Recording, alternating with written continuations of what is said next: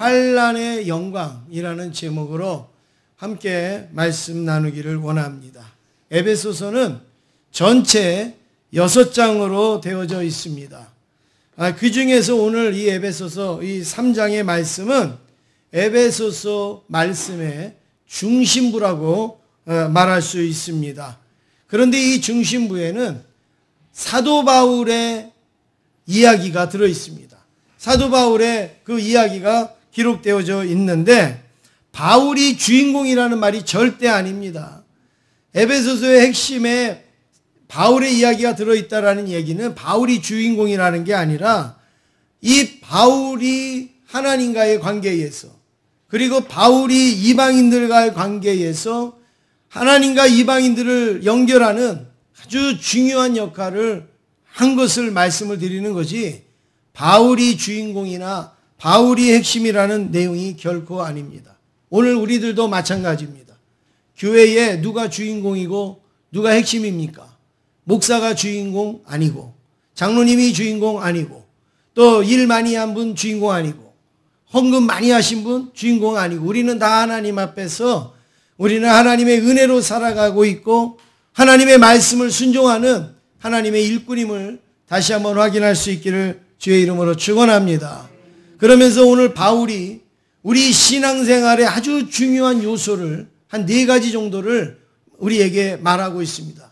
신앙생활에서 많은 요소들이 있지만 오늘 말씀하는 이 4가지만 우리가 잘 이해를 해도 신앙생활 별로 어렵지 않게 할 수 있습니다. 신앙생활 무리하지 않게 할 수 있습니다. 아주 은혜롭게 감당할 수가 있습니다. 오늘 4가지를 한 가지씩 살펴보면 첫 번째는 직분입니다. 직분. 1절 말씀 함께 읽겠습니다. 시작.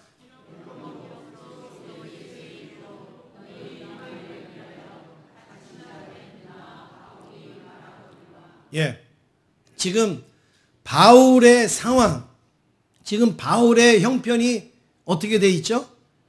갇힌 자 됐다 그래. 갇힌 자. 이거는 죄수의 몸으로 지금 감옥에 또 감금되어져 있고 연금되어져 있고 하는 그런 것을 이야기하는데 바울은 지금 갇힌 자라고 자기의 상황을 표현을 하고 있습니다. 그런데 자기의 잘못 때문에 갇힌 게 아니라 누구를 위하여서요? 이방인을 위하여서. 이방인을 위하여서 일하다가 지금 자기는 갇힌 자가 됐다라고 말하고 있습니다. 그러니까 바울은 어떤 자기의 사업이나 아니면 무슨 자기의 어떤 생활이나 자기의 어떤 삶을 살다가 감옥에 갇혀도 억울할 텐데 바울은 그게 아니라 이방인들에게 예수님을 증거하다가 이방인들에게 예수님을 전하다가 이방인들을 하나님의 자녀로 삼는 일을 하다가 지금 바울은 죄수가 되어져서 감옥에 갇혔다라고 말하고 있습니다. 여러분 이럴 수가 있습니까? 여러분 이게 이해가 되십니까? 바울이 아니라 여러분 자신이라고 생각해 보세요. 내가 하나님의 일을 하는데 나에게 손해가 온다. 나에게 불이익이 온다. 심지어 내가 감옥에 갇히기도 하고 또 내가 죽기도 한다. 여러분은 그것을 받아들일 수 있냔 말이에요. 와, 바울 대단해. 바울은 역시 바울이야. 우리는 이렇게 말하기는 쉽지만 내가 그 바울이 됐을 때 내가 이방인을 위해서 내가 교회를 위해서 하나님의 나라를 위해서 내가 일하다가 내가 억울한 일을 당해요. 내가 손해를 받아요. 내가 오해를 받아요. 그리고 심지어는 감옥에도 가고 죽기도 해요. 여러분 그것을 받아들일 수 있겠냔 말이에요. 오늘 여러분들이 예배를 나오다가 혹시 여러분이 예배를 나오는 가운데 어떤 어려운 일을 당해요. 그러면 여러분들이 이 예배를 기쁘게 감사함으로 예배를 드릴 수 있겠냔 말이에요. 서울에는 그런 사람들이 있대요. 차를 타고 교회를 쭉 와갖고 주차를 하려고 하는데 주차할 자리가 없어요. 그리고 주차하는 자리가 불편해요. 그러면 예배를 드리는데 주차 공간 하나도 제대로 마련해 놓지도 않고 예배를 드리라고 그래? 아유 나 예배 안 드려. 기분 나빠서. 아유 내가 아침부터 내가 주차한다고 내가 이 고생을 해야 돼? 나 예배 안 드려. 그리고서 가는 성도들이 있대요. 그런데 그런 성도들에게 오늘 이 말씀이 이해가 되겠냔 말이에요. 이방인을 위해서 갇힌 자가 된다, 바울은. 지금 바울은 영광을 얻거나 어떤 유익을 얻는 게 아니라 갇힌 자가 되었다라는 거예요. 어떻게 이럴 수가 있는가? 바울의 고백을 들어보면 그 이유를 알 수 있습니다. 2절 함께 읽겠습니다. 2절입니다. 시작. 너희를 위하여 내게 주신 하나님의 그 은혜의 경륜을 너희가 들었을 터이라. 바울이 지금 이 상황을 어떻게 이해하느냐? 너희를 위하여 내게 주신 하나님의 그 은혜의 경륜을 너희가 듣지 않았느냐 말합니다. 여기 경륜이라는 이 단어가 무엇입니까? 이 경륜이라는 단어는요, 네 가지 정도로 우리가 이야기할 수 있어요. 경륜이라는 단어는 좀 어려운 말 같지만 일꾼, 직분, 청지기, 사명 이렇게 이해할 수가 있습니다. 그러니까 하나님께서 내게 주신 그 하나님의 은혜의 그 직분, 그 사명, 그 일, 그 청지기직, 지금 이걸 말하는 거예요. 그러니까 하나님이 나에게 은혜로 직분을 주셨다. 하나님이 나에게 은혜로 그 일을 맡겨주셨다. 하나님께서 그 은혜로 그 일을 감당케 해주셨다. 어디까지요? 갇히는 일까지. 그건 하나님의 경륜이다. 하나님이 나에게 은혜로 맡겨주신 일이다.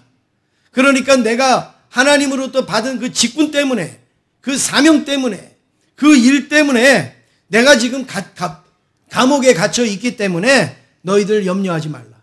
너희들 걱정하지 말라. 바울이 지금 이런 고백을 하고 있습니다.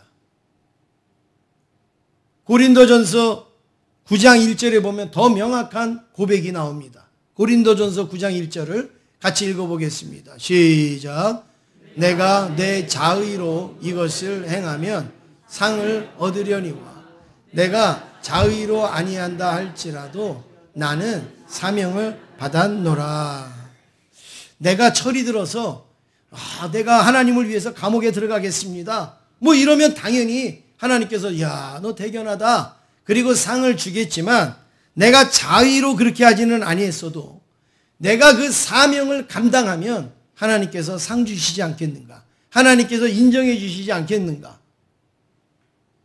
하나님이 주신 사명이기 때문에 나는 감당하는 거라는 거예요. 어디에 들어갔어도요? 감옥에 들어갔어도. 감옥에 갇혔어도.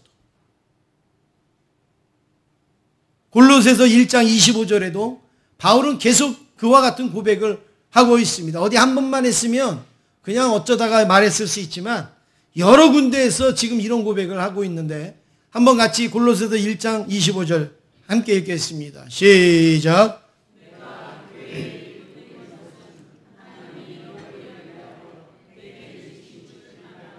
하나님의 말씀을 이루려 함이니라. 지금 내가 교회의 일꾼 된 것은 내게 직분을 주신 하나님의 말씀을 이루려. 그러니까 내가 그 일을 하는 것은 내가 그 일 때문에 영광을 얻거나 내가 그 일 때문에 수익을 얻거나 내가 그 일 때문에 어떤 큰 유익을 얻는 게 아니라 하나님의 말씀에 따라서 내가 그 직분을 감당한다. 그러니까 그 말씀을 감당하다가 감옥에 들어갈 수도 있고 그 말씀을 감당하다가 오해를 받을 수도 있고 그 말씀을 감당하다가 또 힘들 수도 있지만 나는 하나님의 말씀에 따라 감당한다. 굉장히 쉬운 일이 아닙니다. 우리하고 비교를 해보면 여러분 주의 일하다가 포기해 보신 적 없으세요? 하나님의 일하다가 집어던져 본 적 없으세요? 하나님의 일을 하다가 짜증내거나 여러분 화내 보신 적 없으세요? 내가 이 대접 받으려고 내가 이거 했나? 내가 이렇게 하는데 아무도 알아주지 않고 그리고 나를 오해를 해? 내가 여기 말고는 일할 게 없어? 내가 그렇지 않아도 얼마나 바쁜 사람인데? 내가 그래도 얼마나 많이 할 일이 많은 사람인데? 나를 이렇게 취급해? 나를 이렇게 대접해? 여러분 이런 일들이 없습니까? 제가 목회자로 목회하지만 수도 없이 많이 있습니다. 바울과 같은 사람만 있으면 목회할 일이 없겠죠. 하나님의 경륜에 따라서 내가 일을 맡았습니다. 하나님의 말씀에 따라 내가 직분을 감당합니다. 감옥에도 들어갑니다. 내가 죽음에도 들어갑니다. 지금 바울은 이런 고백을 계속 하고 있습니다. 그러면서도 바울은 이 하나님의 경륜을 뭐라고 그러냐? 선물이라. 하나님이 나에게 주신 선물이라. 아름다운 선물, 보기 좋은 선물, 괜찮은 선물을 여러분이 받으면 좋아하시겠지만 고난이라는 선물, 아픔이라는 선물, 힘듦이라는 선물을 만약에 선물로 받았다면 여러분 그거를 감사함으로 받을 사람이 얼마나 있겠어요? 이걸 선물로 줬냐고 그러면서 다시 집어던지진 않겠습니까? 근데 바울은 어떻게 합니까? 이게 내게 주신 직분에 따라서 내가 그 일을 감당함에 있어서 감옥에 갇힌 내가 됐어도 나는 그것을 오히려 감사로 여기고 기쁘게 여기고 사명으로 여긴다라고 고백하고 있습니다. 어떤 그 성전 앞에 마당에서 막 빗자루를 들고 열심히 쓰는 사람이 있었어요. 와, 얼마나 열심히 쓰는지 사람들이 가면서 다 칭찬을 합니다. 야, 저 사람은 어떻게 저렇게 성전 마당을 저렇게 열심히 쓰는가? 그런데 나중에 알고 보니까 그 사람은 용역 직원이었어요. 용역 직원. 그런데 또 다음에 보니까 또 성전 앞에서 열심히 마땅 빗자루질을 하는 사람이 있어요. 그런데 알고 봤더니 그 교회 성도예요. 똑같이 빗자루질을 하지만 같아요? 달라요? 달라요. 용역 직원 돈 받고 하루 일당 받고 쓰는 사람. 내 교회니까 내가 쓰는 사람. 똑같이 빗자루질을 하지만 하나님이 보실 때는 엄청난 차이가 있는 거 아니겠습니까? 교회 안에도 우리 안에 주신 직분도 마찬가지입니다. 하나님의 경륜을 따라서 하나님이 우리에게 직분을 주셨어요. 여러분에게 직분을 주셨어요. 그 직분은 일꾼이라는 직분이고 사명이고 그리고 우리가 하나님 앞에 말씀을 따라 감당해야 될 일들입니다. 임명도 하나님이 하셨고 임명을 거두시는 것도 하나님이 하십니다. 우리 스스로가 임명하는 사람도 많이 있어요. 나 오늘부터요 이거 하기로 했어요. 나 오늘부터요 나 이거 할 거예요. 자기가 임명하고 자기가 한대요. 그래도 그나마 감사해요. 그래도 한다니까. 그런데 어느 날 자기가 이제 임명을 거둬들이는 사람이 있어요. 나 안 하기로 했어요. 나 이제부터 그만두기로 했어요.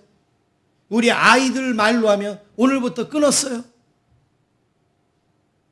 왜요? 기분 나빠서. 알아주지도 않고 오히려 오해를 하고 오히려 뒤에서 험담이나 하고 나 이제 안 하기로 했어요. 하나님이 주신 사명은 좋은 것이든 좋지 않은 것이든 영광이든 영광이 아니든 아픔이든 고난이든 박수든 아니면 손가락질이든 상관없이 하나님의 직분은 하나님의 직분으로 감당할 수 있기를 주의 이름으로 축원합니다. 바울이 받은 직분은 에베소 성도들을 포함한 이방인들을 위한 직분이라 그랬어요. 자기를 위한 직분이 아니었어요. 바울은 자기를 위해서 한 번도 수고해 본 적이 없어요. 이방인들, 아직 하나님을 알지 못하는 그들을 위해서 수고한 거예요. 우리 찬양대, 또 우리 주차봉사, 안내, 여러분 주방봉사, 자기를 위해서 수고하는 사람들이 있어요. 나 노래 잘하니까 내가 찬양대 해줄게. 나 요리 잘하니까 내가 요리해줄게. 하나님 앞에 우리의 직분은 받으시는 하나님이 기쁘신가? 교회가 기쁜가? 성도들이 기쁜가를 봐야 그게 올바른 봉사죠. 내가 하고 싶다고, 내가 좋다고 그렇게 하는 것은 올바른 봉사는 아닙니다. 지금 바울은 이방인을 위해서 갇힌 자가 됐다. 갇히는 자리까지 갔다. 그래도 나는 전혀 걱정 없으니까 염려하지 말라, 낙심하지 말라. 바울이 지금 이런 고백을 하고 있습니다. 바울은 자신의 직분이 사람에게서 난 것이라고 여기지 않습니다. 누가 주셨다고요? 하나님이 주셨다. 하나님이 주셨다. 사람에게서 받았다고 말하면 사람과의 관계가 틀어지면 그만두는 거예요, 그냥. 그런데 하나님이 주셨다라고 믿으면 하나님이 스톱할 때까지 하는 것이죠. 하나님이 그만하라 할 때까지 하는 것이죠. 그리고 그 일을 위해서 바울처럼 갇히는 자리에까지 가도 감당하지 않겠습니까? 우리 옆에 있는 분하고 인사하시겠습니다. 내 직분은 하나님이 주셨습니다. 인사하겠습니다. 네, 두 번째는 함께입니다. 오늘 바울이 말하는 이 말씀에서 함께라는 단어가 나오는데 6절 같이 읽겠습니다. 6절입니다. 시작. 이는 이방인들이 복음으로 말미암아 그리스도 예수 안에서 함께 상속자가 되고 함께 지체가 되고 함께 약속에 참여하는 자가 됨이라. 지금 바울이 이방인들에게 복음을 전함으로 인하여서 어떤 일이 일어났는가? 세 가지를 이야기하고 있잖아요. 뭐예요? 함께 상속자가 되고. 누구의 상속자가 돼요? 하나님의 상속자가 되고. 그 다음에 뭐예요? 함께 지체가 되고. 그 다음에 뭐예요? 함께 약속에 참여하는 자가 되었다. 전에는 이방인이었어요. 전에는 멀리 있던 사람이에요. 전에는 하나님과 전혀 관계도 없던 사람들이 우리가 복음을 전함으로 인하여서 어떻게 해요? 함께 상속자가 됐다. 함께 교회의 지체가 됐고 그리고 복음에 참여하는 자가 되었다라고 말합니다. 얼마나 기쁩니까? 얼마나 감사합니까? 함께 할 수 없었던 사람들인데 그들이 함께 구원을 받고 함께 은혜를 누리고 있습니다. 좀 더 정확히 말씀드리면 예수 그리스도의 그 복음으로 말미암아 유대인과 이방인이 구별이 없어진 거예요. 이제 다 하나님의 자녀가 되어졌고 하나님의 은혜를 누리게 되어진 거예요. 이게 함께입니다. 우리 밖에 여러분 하나님을 믿지 않는 우리 가족들이 있어요. 부모님도 계시고 자녀도 있고 그리고 이웃도 있고 친구들도 있어요. 우리가 그들을 위해서 얼마나 많이 기도를 합니까? 그런데 어느 날 여러분 그들이 우리와 함께 예배를 드리고 함께 은혜를 나누고 그리고 함께 하나님 앞에 나아갈 수 있다. 얼마나 감사합니까? 바울이 그걸 말합니다. 내가 감옥에 갇힌 것은 그들이 함께하는 것을 볼 때 아무것도 아니다는 거예요. 내가 복음을 증거함으로 그들이 이렇게 우리와 함께 한 백성이 되지 않았느냐. 그러니까 너무너무 감사하다 이거예요. 내가 감옥에 갇혀 있는 거는 억울한 게 아니다라는 거예요. 속상한 게 아니다. 왜냐하면 그 많은 이방인들이 하나님께로 나왔기 때문에. 여러분 그렇습니다. 우리 공동체에서 정말 중요한 단어가 뭐냐면 함께입니다.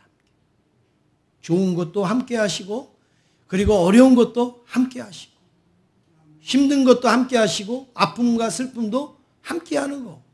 여러분 이게 그리스도 안에서 우리가 은혜로 구원받은 자의 특권이고 은혜인 줄로 믿습니다. 저는 이번 주간에 정말 감동을 받았어요. 이번 주간에 정말 큰 은혜를 받았어요. 저는 뭐 매일매일 은혜 받지만 우리가 우간다에다가 우간다 칸상가 제자교회를 건축했잖아요. 그리고 우리 박봉출 김인난 선교사님 또 파송하고 그리고 이번에 또 제자 빛의 교회 또 건축을 해서 다음 주에 이제 헌당 예배를 드리게 되는 이런 일들 그리고 여러분들이 어린 영혼들 막 교육비 보내가지고 지금 뭐 피지와 우간다에 한 40명 정도 양육하고 뭐 신학생들도 하고 지금 많은 일들을 하지 않습니까? 선교라는 것은 이렇게 그냥 끊임없이 밑 빠진 독에다 물 붓는 것처럼 막 투자하고 보내고 하지 않습니까? 그런데 이번 주에 놀라운 일이 일어났습니다. 우리 교회 교육관 건축한다라는 이야기를 듣고 그 선교사님이 본인 생활비에 들어온 것을 우리 교회 교육관 건축하는데 헌물로 보냈어요. 170만 원. 여러분 선교지에서 이렇게 한국으로 보낸 거 여러분 들어보신 적 있어요? 없어요. 다 한국에서 보내줘야 된다고 생각하고 또 필요하면 달라고 그러고 전부 그러시잖아요. 그런데 선교지에서 물질이 남아서 했겠어요? 아니면 분부해서 했겠어요? 우리가 도와줘도 끊임이 없는데 우리 교회에 교육관을 짓는다고? 그 먼 곳이지만 그 큰 금액을 우리나라 돈으로 하면 1,700도 더 될 거예요. 그런 금액을 보내면서 기도한다고. 여러분, 이게 함께예요. 이게 함께. 우리만 그냥 이렇게 하는 게 아니라 그곳에서도 교회를 생각하면서 그렇게 하는, 이런 게 함께. 그러니 여러분, 우리 제자교회는 은혜가 넘치죠? 우리 제자교회는 특별한 교회예요. 특별한 교회. 우리가 보내고도 감사하고 보낼 수 있는 것도 귀한데 우리 교회를 위해서 다시금 보내줘. 그분이 저를 보고 보냈겠어요? 하나님의 말씀을 따라서, 하나님이 주시는 은혜를 따라서 그 일을 하는 거 아니겠습니까? 그러니까 선교지하고 우리하고 함께가 가는 거예요. 함께. 물론 여러분들이 물심양면으로 무지무지 많이 헌신을 하셨지만 그거 갚겠다고 하는 게 아니에요. 하나님의 일이기 때문에, 하나님이 기뻐하시는 일이기 때문에 그렇게 감당하시는 거죠. 세 번째로 오늘 말씀의 중요한 단어는 은혜입니다. 은혜. 7절에 보시면 같이 읽겠습니다. 7절입니다. 시작.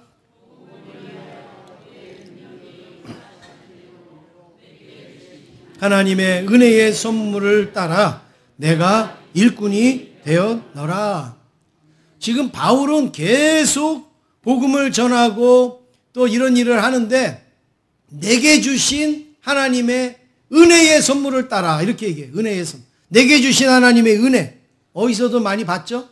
앞에 아까 좀 전에 2절에서도 바울은 하나님이 내게 주신 은혜 이렇게 말하고 있습니다. 근데 그 은혜가 선물이에요. 근데 선물인데 그것을 열어보니까 뭐예요? 감옥에 갇히는 거예요. 희한하잖아요. 받아들일 수 없잖아요. 그런데 바울은 그것에 감사합니다. 그것에 감격해야 합니다. 바울이 다메섹에서 이방인들을 위한 사도가 되는 그 과정을 바울은 알잖아요. 내가 핍박하고 그리고 학대하려고 그리고 가는 가운데에 부활하신 예수님을 딱 만난 다음에 바울은 이제 하나님의 사도가 되어졌고 그리고 하나님을 위하여서 일하는 그런 일꾼이 되었습니다. 그래서 바울은 그 모든 과정을 뭐라고 얘기하느냐? 은혜라 이렇게 말합니다. 그 모든 과정을 은혜라. 어쩌다 된 일, 아니면 우연히 된 일, 그게 아니라 하나님께서 이방인의 사도로 자기를 세워주신 것은 은혜다. 나는 그렇게 할 수 있는 자격도 안 되는 사람인데 하나님이 나를 하나님 이방인의 그 사도로 세워주셨다. 그래서 8절 말씀에 바울은 이렇게 고백합니다. 함께 같이 읽겠습니다. 시작. 모든 성도 중에 지극히 작은 자보다 더 작은 나에게 이 은혜를 주신 것은 측량할 수 없는 그리스도의 풍성함을 이방인에게 전하게 하시고. 바울은 자기 자신을 뭐라고 말합니까? 대단한 존재라고 말해요? 위대한 존재라고 말해요? 성도들보다도, 지극히 작은 성도들보다도 더 작은 나에게, 지극히 작은 성도들보다도 더 작은 나, 형편없었던 자기. 왜요? 겉으로 볼 때는 괜찮아 보이지만 얼마나 복음을 위해서 방해를 했습니까? 얼마나 많은 핍박을 했습니까? 그럴 때에 자기는 성도들보다도 지극히 작은 자였다. 그런데 하나님께서 나를, 하나님의 그 풍성한 은혜를 누구에게 전하기 위해서요? 이방인들에게 전하기 위해서 나를 사도로 세워주셨다. 그러니까 그게 은혜다. 그게 은혜다. 바울이 스스로 성도들 중에 지극히 작은 자라고 표현한 것은 아마 그런 자기가 핍박했던 그런 것을 연상해서 이야기했을 겁니다. 그런데 하나님은 그런 자를 부르셔서 이방인의 사도로 삼으셨습니다. 이거는 은혜 아니고서는 이해할 수가 없는 거예요. 은혜 아니고서는 이거는 받아들일 수가 없어요. 어떻게 하나님과 원수됐던 사람을 어떻게 이방인의 사도로 하나님이 부르시겠습니까? 그것을 생각할 때마다 바울은 감격하는 거예요. 나는 도저히 하나님의 일꾼이 될 수가 없는 자인데 하나님이 나를 일꾼 삼으신 것은 그리스도의 그 풍성한 은혜로, 하나님의 풍성한 은혜로 내가 일꾼이 되었다라는 그 은혜를 가졌던 말씀이죠. 하나님의 은혜를 깨달으면 무엇이 달라집니까? 하나님의 은혜를 알게 되면 무엇이 달라지냐면 고난이나 환난을 대하는 태도가 달라져요. 어려운 일을 대하는 태도가 달라져요. 속상하고 힘든 일을 대하는 태도가 달라져요. 내가 은혜가 메마르면요, 내 심령에 은혜가 메마르면 별것도 아닌데 짜증나요. 별것도 아닌데 기분 나빠요. 별것도 아닌데 속상해요. 별것도 아닌데도 화가 나요. 여러분, 우리의 삶을 한번 잘 보세요. 내가 은혜가 메마랐을 때 어떻게 되는가? 그런데 내가 은혜가 충만하면 엄청난 것 같은데도 아무것지도 않은 것 같고, 심각한 것 같은데도 별거 아닌 것 같고, 넘어질 것 같은데도 넘어지지도 않고, 그렇게 살지 않습니까? 여러분, 그게 내 힘이 아니에요.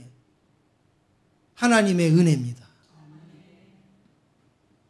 그러니까 은혜가 메마르면 안 돼요. 은혜가 메마르면 마치 윤활유 없는 기계가 돌아가면서 뻑뻑한 것처럼 우리의 신앙생활이 온전히 돌아갈 수가 없어요. 그런데 내게 은혜가 넘치면 이해 못할 게 없고, 그리고 받아주지 못할 게 없고, 만나지 못할 게 없고, 감사하지 못할 게 없고, 못할 일이 하나도 없게 되는 것입니다. 무슨 말을 들어도, 어떤 일을 해도, 어떤 어려움과 그리고 속상한 일을 당해도 은혜가, 내 안에 은혜가 충만하면 다 이해가 되는 거예요. 다 받아들여지는 거예요. 다 넘어가고 다 덮어질 수 있어요. 이것이 은혜의 척도입니다. 여러분, 내 은혜는 지금 어느 정도인가?